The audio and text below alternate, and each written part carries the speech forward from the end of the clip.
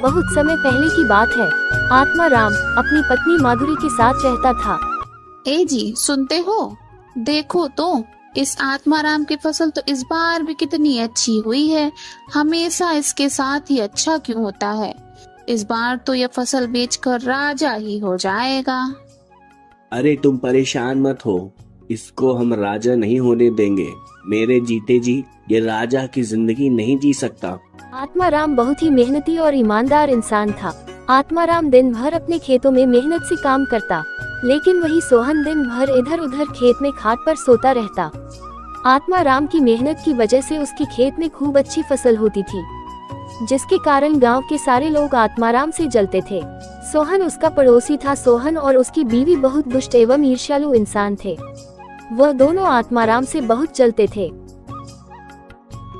आत्माराम सुबह उठता है और खेत के लिए निकल जाता है। वह अपनी फसल को देखकर बहुत खुश होता है। इस बार लग रहा है अच्छी खासी कमाई हो जाएगी। फिर आत्माराम घर को निकल जाता है। आत्माराम की पत्नी आत्माराम से कहती है, क्या हुआ जी? आज आपको खेत से आने में इतनी देर क्यों हो गई है? सब ठीक तो है ना? हमारी फसल तो अच्छी हुई है ना? फसल इस बार बहुत अच्छी हुई है। कल कटाई भी करनी है, उसी की व्यवस्था कर रहा हूँ। लगता है इस बार अच्छा खासा पैसा मिलेगा फसल से।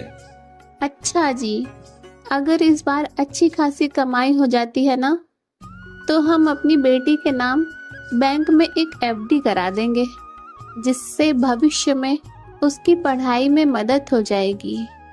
ठीक है ना जी? हाँ, तुम बिल्कुल सही बोल रही हो माधुरी।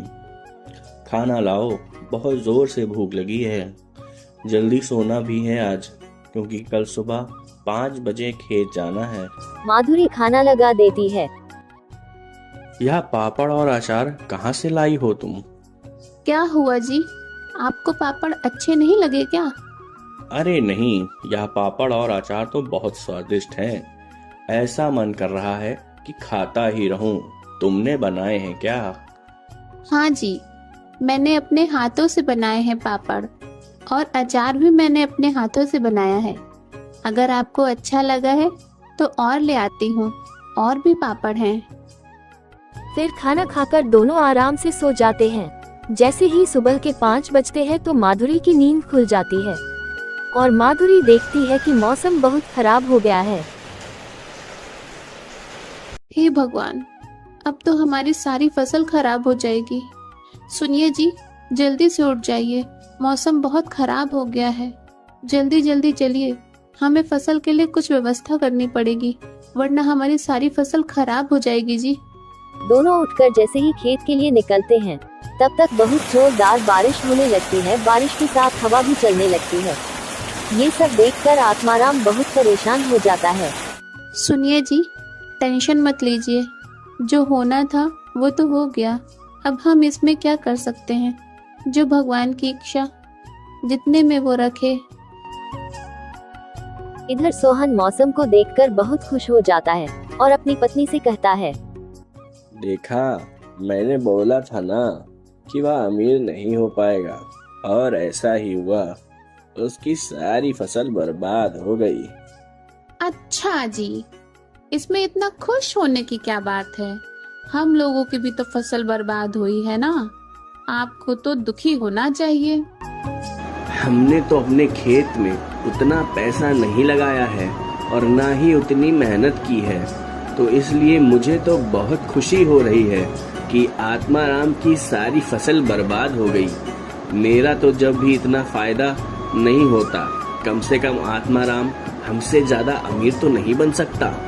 इधर आत्माराम की पत्नी आत्माराम को धैर्य रखने को कहती है। लगातार 4-5 दिन तक बारिश होती है। जब मौसम खुलता है तो आत्माराम अपने खेत में जाकर देखता है तो उसकी सारी फसल खराब हो गई थी। आत्माराम घर आकर सारी बात अपनी पत्नी को बताता है और टेंशन की वजह से बिस्तर पर लेट जाता है। आप बिल्कुल टेंशन मत लीजिए, जल्द ही सब ठीक हो जाएगा। हम कोई ना कोई रास्ता जरूर निकाल लेंगे।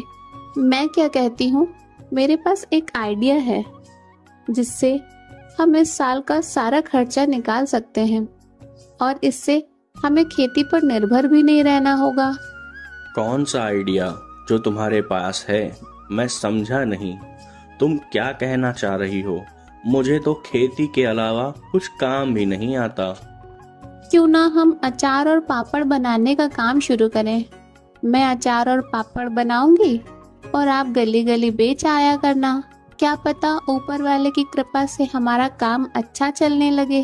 कह तो तुम सही रही हो, जब तक अगली फसल नहीं लगाते तब तक हम अचार और पापड़ बेचने का काम करते हैं, लेकिन पता नहीं कोई हमसे पापड़ और अचार खरीदेगा भी या नहीं। कहीं ऐसा ना हो हमारे पास जो कुछ बाकी के पैसे बचे हैं वह भी इन अचार और पापड़ में खत्म ना हो जाएं। कोशिश करने में क्या बुराई है। आप पहले ही हताश मत हो जाइए। मुझे हमारी मेहनत और भगवान पर पूरा विश्वास है कि हमारे पापड़ और अचार गांव के लोगों को ज़रूर पसंद आएंगे। आप एक काम कीजिए, मैंने कुछ पापड़ और अचार बना कर रखे हैं, आप उन्हें गांव में बेचकर देख लीजिए। अगर वो बिक जाते हैं तो हम और बना लेंगे। माधुरी कुछ पापड़ और अचार बनाकर आत्माराम को एक टोकरी में रखकर दे देती है। फिर आत्माराम पापड़ और अचार की टोकरी लेकर गांव में बेचने निकल जाता है। पापड़ अचार ले लो, पापड़ मसालेदार पापड़, स्वादिष्ट अचार, एक बार खाओगे खुश हो जाओगे, जो नहीं खाओगे तो पछताओगे। पापड़ ले लो, अचार ले लो। अभी एक औरत आत्माराम से पापड़ लेने आती है। कैसे दिए भैया पापड़? पापड़ 10 रुपए का और अचार 20 रुपए का है बहन जी, बोलिए कितने दे दूं? 10 पापड़ दे दीजिए। फिर आत्माराम एक पैकेट पापड़ और एक बोतल अचार उसको दे देता है और पैसे लेकर आगे की ओर निकल जाता है। धीरे धीरे करके उसके सारे पापड़ बिक जाते हैं। आत्माराम घर वापस आता है। माधुरी, एक गिलास पानी तो लाना, बहुत प्यास लगी है, आज बहुत थक गया हूँ। हाँ जी, कुछ पापड़ बिके या नहीं? माधुरी, एक भी पापड़ अचार नहीं बिका और मैं तो आज बहुत ज्यादा थक गया हूँ। जी आप ठीक कह रहे थे कि हमारे पापड़ और अचार कोई नहीं खरीदेगा। अब तो हमारे बाकी के पैसे भी बर्बाद हो गए। अब हम क्या करेंगे? अरे अरे, मेरी बात तो सुनो। अरे माधुरी, कुछ पापड़ और अचार नहीं बल्कि सारे पापड़ और अचार हाथों हाथ बिक गए। क्या सच में हमारे सारे पापड़ बिक गए? हाँ बिल्कुल माधुरी, लोगों को हमारे पापड़ इतने पसंद आए हैं कि सारे पापड़ जल्दी बिक गए। ये लो पैसे, इसमें से कुछ पैसे मुन्ने की स्कूल की फीस जमा करने के लिए रख दो और कुछ पैसे से हम अनाज खरीद लेंगे। माधुरी पैसे लेकर अलमारी में रख देती है। अगले दिन सुबह माधुरी और ज्यादा पापड़ आत्माराम की टोकरी में रख देती है और आत्माराम पापड़ बेचने चला जाता है। गांव का एक आदमी कहता है, ओ पापड़ वाले भैया, हमने सुना है तुम्हारे पापड़ और अचार बहुत स्वादिष्ट हैं, जरा हमें भी तो चखाओ। लाओ हम भी देखें कितना स्वाद है तुम्हारे पापड़ और अचार में। आत्माराम उस आदमी को 2 पैकेट पापड़ और अचार दे देता है और आगे की ओर निकल जाता है। धीरे धीरे उसके सारे पापड़ बिक जाते हैं। जैसे ही शाम होती है आत्माराम घर आता है। सुनो माधुरी, हमारे पापड़ के तो बहुत चर्चे हो रहे हैं। अब मेरे गांव में जाते ही सारे पापड़ और अचार बिक जाते हैं। माधुरी यह बात सुनकर मुस्कुराती है। आत्माराम और माधुरी बात कर ही रहे होते हैं, तभी गांव का मुखिया वहां आता है। अरे आत्माराम, घर पर हो क्या? जी मुखिया जी, बोलिए क्या काम है? आत्माराम, 10 दिन बाद मेरी बेटी की शादी है, उसके लिए मुझे पापड़ और अचार चाहिए। क्या तुम पापड़ और अचार बनाकर दे सकते हो? हाँ ठीक है मुखिया जी, आप चिंता मत करिए, मैं आपको पापड़ जल्द बनाकर दे दूंगा।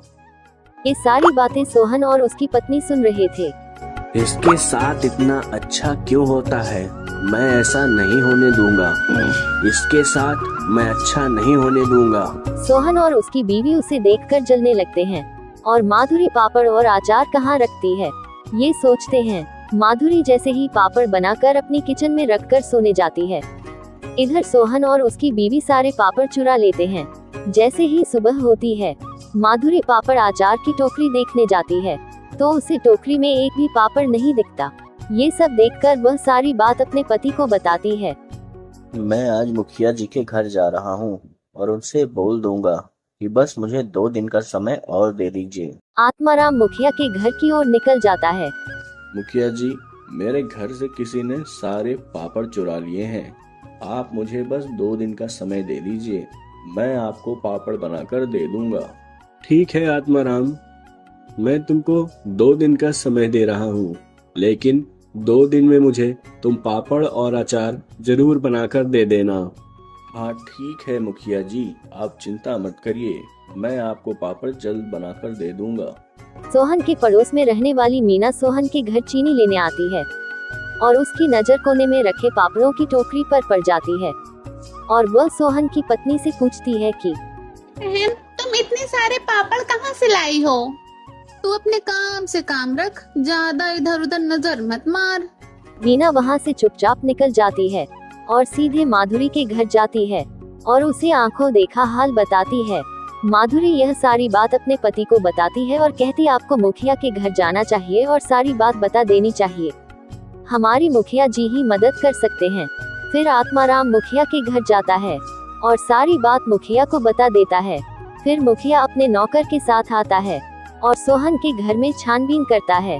उन्हें वो पापड़ मिल जाते हैं। वो ये सब क्या है सोहन, आखिर तुमने आत्माराम के पापड़ क्यों चुराए? मुझे माफ कर दीजिए, मेरे अंदर ईर्ष्या आ गई थी, इसीलिए मैंने ऐसा किया है। मुखिया जी, मैं आज के बाद ऐसी हरकत नहीं करूंगा। आप मुझे बस एक बार माफ कर दीजिए, मैं अपनी गलती सुधार लूंगा। नहीं, यह माफ करने लायक काम नहीं है। अगर मैंने तुम्हें माफ कर दिया तो तुम फिर ऐसा काम करोगे। हरिया, मारो इसे। कुछ दिन बाद आत्माराम और माधुरी घर पर बैठे बातें कर रहे थे कि तभी एक कार उनके घर के सामने आके रुकती है और उसमें से एक शर्ट पैंट पहने आदमी निकलता है और साथ में मुखिया जी भी आते हैं। अरे आत्माराम, घर पर हो क्या? मुखिया की आवाज सुनकर आत्माराम और माधुरी घर के बाहर आते हैं। क्या हुआ मुखिया जी, और ये साहब कौन है? आत्माराम, इनसे मिलो, ये मेरे मित्र हैं जिनका शहर में बहुत बड़ा रेस्टोरेंट है। मेरी बेटी की शादी में जो पापड़ और अचार तुमने भेजे थे वह इनको बहुत पसंद आए थे और ये तुम्हें अचार और पापड़ का बहुत बड़ा ऑर्डर देने आए हैं। फिर वह व्यक्ति उन्हें एडवांस पैसे देता है और चला जाता है। धीरे धीरे और उनका पापड़ और अचार का व्यापार बढ़ने लगता है। अब वह अपना पक्का घर बना लेते हैं और खुशी खुशी जीवन बिताने लगते हैं।